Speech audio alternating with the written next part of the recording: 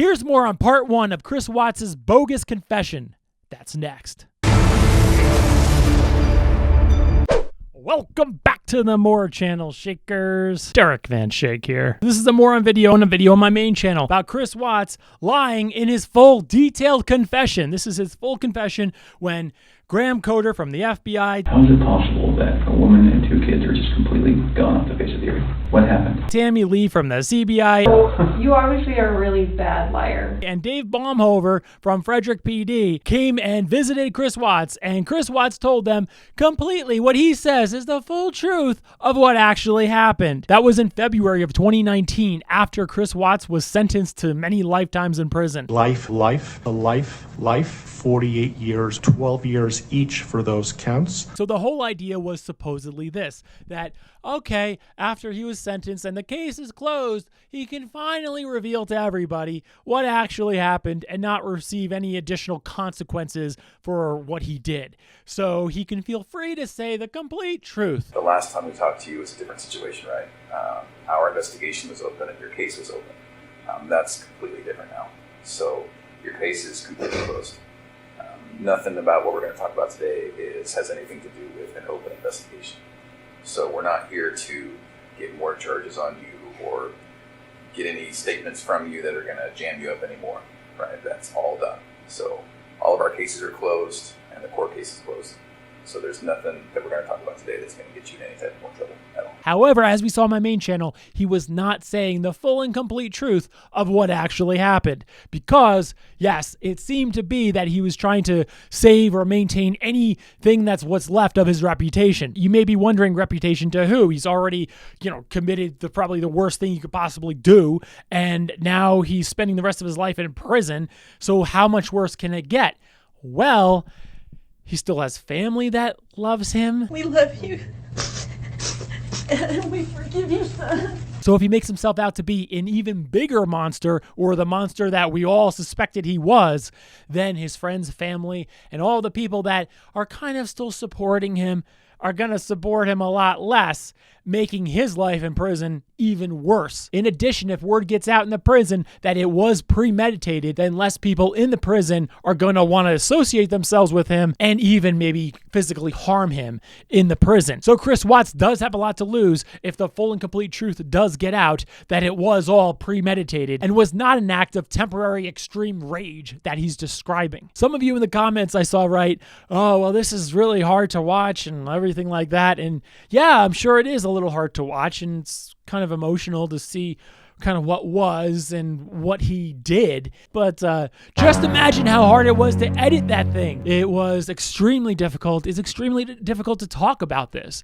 Making this video even, I kind of procrastinated on it. I was pushing it off. I'd rather just talk about Ellen DeGeneres being a dumbass or something like that. Let's toast to you not being pregnant if you're not pregnant. But at the same time, these types of stories do need to be told, and the truth does need to come out. You can't have someone like Chris Watts, the guy who committed the crimes, actually be able to rewrite history most beneficial to his immediate near-term self so he doesn't get jumped in prison. But yeah, making these videos is not my favorite thing to do. I mean, I remember making that video just like headaches and like not feeling good. It's not a good thing to surround and encompass your life. But again, the truth does need to come out. We can't have Chris Watts just rewrite history. That's not fair. That's not fair to the victims. That's not fair to Shanann, Bella, Celeste, Nico. It's not fair to the families. Another big question I got on this video is it kind of like a re-upload? There is a little bit of overlap in the beginning, but I feel like in order to refresh everyone's memory and also be able to start from the beginning, especially when we're covering everything in whole, I think it was important to start assuming that everyone doesn't know everything of what happened. And I think that's what I do, and what I try to do best is be able to tell the full and complete story. You have to watch all these videos to be able to even understand anything in the video you clicked on. And that's not what I try to do in my videos. I try to tell everything from the start while also understanding that some people may have already heard some things and being conscious of that. But it's still interesting to hear Chris's perspective, the perspective that we didn't get to hear before, of what he was thinking, what was going through his head, what he was expecting when he would get home that day. What did you think like that day, like what you were going to say? Like what was your plan? Were you just going to go home and be like, report to the police that your family's gone? Or some really big questions that I'm sure a lot of you had of kind of like, what was this guy thinking? And that's what I was trying to answer in that little bit of that overlap of that beginning part of the video. Another big question people have about this case is, why was Chris Watts caught so quickly? Most of the time, these things take weeks to go through. And part of the reason why is that he was just a really terrible criminal. Everything just pointed to him doing it. He had no alibi. There's no alibi story of what could have happened other than him. There was no sign of them leaving the house. The only possibility of them leaving the house was in his truck. And we knew that that was his truck. We knew that was him. We saw him doing something very, very suspicious by backing the truck all the way up into the garage, something he never did before. Everything just pointed to, hey, they left in that truck. Where the heck are they? So you may be wondering, is it possible that Chris Watts spent the night in the basement? Is someone sleeping in the basement? I did a few times, the separation thing. And then when she was asleep in her bed, then he came up from downstairs in the basement, went up into her room. If basement sensors were going off at 3 a.m., they surely would have said something about that because they already told him that basement sensors were going off around 4:26 a.m. There was a lot of movement. I think it was around 4:26. The garage door opening, the basement door opening, and then of course the living room sensors and all. Do you remember what you were doing all during that time? do you remember going down there for anything or opening that door for anything? I don't remember about the basement. I would think that they would have said something about sensors and being like, hey, why were basement sensors going off at 3 a.m. in your house? The possibility, I think, was more that he was sleeping upstairs.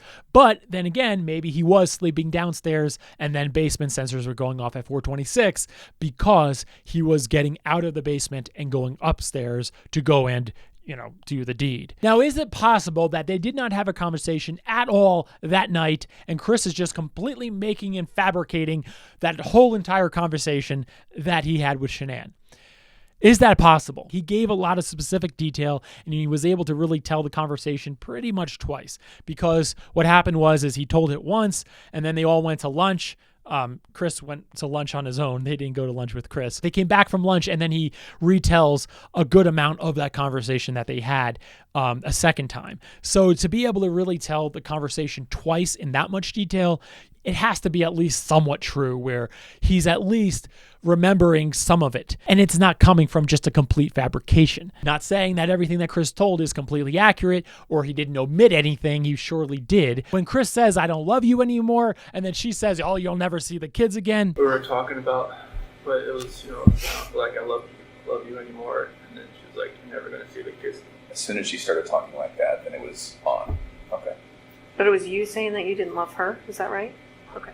And her saying, you're never going to see the kids. Yeah. Okay. I don't totally believe that's actually what happened. I don't think the conversation actually went off the rails like Chris is describing. It seems like he's a guy who doesn't like confrontation, and being able to also escape confrontation in that way would also possibly be another motive for him. Another big thing that I couldn't reconcile in my head with Chris is, why would he, someone who doesn't like confrontation, doesn't like that throughout his entire life. Oh, I don't like confrontation. Okay. He doesn't like confrontation. So why would he start a confrontational type of conversation with Shanann when he says he nudged her? It doesn't seem like that's actually what happened.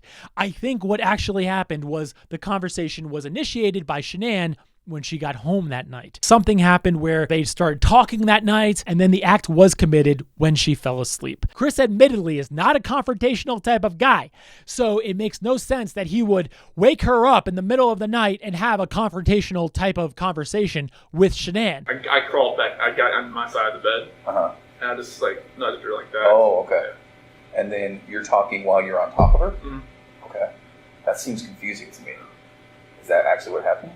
Okay. Only someone like him would say something like that, because he actually believes that that's what confrontational people do, is, I'm going to confront the person by jumping on top of them. No one does that, and it wouldn't be accepted by the person who's being jumped on so early in the morning. When he makes up these bogus stories, it's all like head scratching. It's like, what? He's blinded because he's a psychopath and he can't see from other people's perspectives, which is why his lying is just so horrendous, saying completely absurd things and head scratching things like That can't possibly be true. Another thing I want to mention is when Chris was at neighbor Nate's house. If you notice, he was extremely nervous. And of course, he was extremely nervous because he was watching himself for the first time with a police officer watching with him cover up the crimes. But even more specific than just that, he knew that he backed his truck up into the garage, something he doesn't always normally do. Also, he was parked there for like 50 minutes. Clearly, he wasn't just loading his stuff for work. And that's why immediately when Officer Grunwald was walking in, you heard him talking about how much he had to load in. Loading my stuff up in my coolers, my water jugs, my book bag, my computers, some of the tools that I had from the toolbox. I knew I was going to have to do some pumping unit rubbers today. Because he was very, very self-conscious and very, very scared that people are going to be like, hey, wait a second, how long were you loading stuff in at that time? It took 50 minutes? What could you have possibly been loading in your truck that would take 50 minutes to load in? You said you just had a few things. What is going on that morning? That's why he cuts it off and says, what else can I do with this? What else can I do with this? Why don't we go and do something else? Because he didn't want them to be watching that for 50 minutes and now looking at him and being like, dude, what were you loading in the back of your truck? No one knows where they are. Is it possible maybe that your family was loaded in the back of your truck that morning and wasn't just your toolbox? You know, he didn't want that conversation. Speaking of diverting, Chris was doing that a lot. If you notice when the officer asked him about his wife's shoes, what shoes does she normally wear? Those flip-flops? He goes and says, oh, well, she has a lot of shoes. A lot of flip-flops are over here. I'll show you all of her flip-flops. She has flip-flops there. She has flip-flops in her office. She has a whole shoe closet in there. She has work shoes, beach shoes, town shoes, house shoes. So what he's trying to do is divert away by providing additional information, over-the-top information. That over-the-top information is really just diverting while it actually comes across maybe to anyone who's asking him or maybe even an officer that, oh, he's being more transparent because he's showing me all the shoes. Look, he's giving me even more information. Yeah, he's giving you all that additional information, but why is he giving you all that additional information? He's giving that to you so he can divert you away so he doesn't have to answer your specific question that you just asked him. What shoes does she normally wear? And so he doesn't have to specifically lie to you because lying is extremely dangerous. It's much easier and much safer just to divert away than to tell bold-faced lies where you can easily get caught in the lie. When they start asking him where he went that morning, if you notice, he starts to get very, very, very nervous. You went to a job site or you went to the main plant, or where'd you go? I went to location first. Where was that? By Hudson. Over there. Use the Hudson. His face gets very, very red. His answers become very, very short. And when he does answer, his voice even cracks. Are you guys on like Area 49? Where are you guys at? Oh, like, you know where like Rockin' is? Yep. Yeah, out there. Who's your entry on? Survey. When your suspect is giving long-winded answers and giving this whole explanation, loves to talk about whatever, and then you ask him something else, and that answer is very, very short. He doesn't talk much about it. It's like, wait a second, why all of a sudden are you giving so little information when you're so blabbery where you went on vacation and all these things about the kids and this and that when all of a sudden you're talking about your personal alibi of where you were that morning, it's all of a sudden very, very short. Observing changes in people is extremely valuable when evaluating body language, specifically in the same conversation you've been having with a person. It should make you ask, why? Why are they all of a sudden acting more defensive in this question than they were ever before? Makes you want to dig further to find out the truth of what's going on over here. A lot of you asked when part 2 of my main channel video is coming out.